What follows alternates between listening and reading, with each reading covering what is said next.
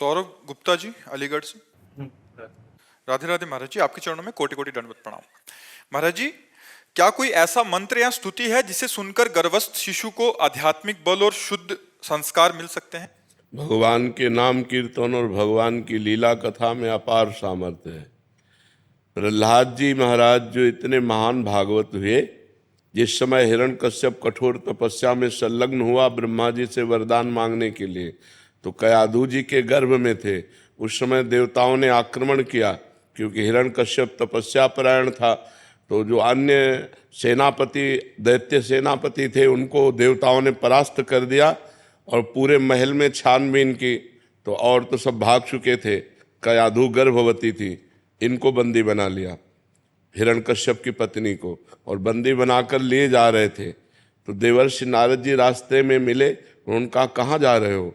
तो उनका इस के अंदर हिरण्यकश्यप का वो जब बालक पैदा होगा तो उसे मार डालूंगा मैं। उनका तुम्हारी क्या सामर्थ्य उस बालक को मार सको? ये निंदनीय कार्य करने की सोचना भी मत, छोड़ दो। तो कयाधु को छोड़ दिया।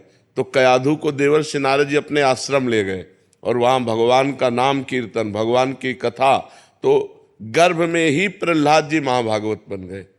जैसे गर्भस्थ शिशु अभिमन्यु, अर्जुन जी चक्रव्यूह तोड़ने की कला गर्भस्थ शिशु को शिक्षा दी।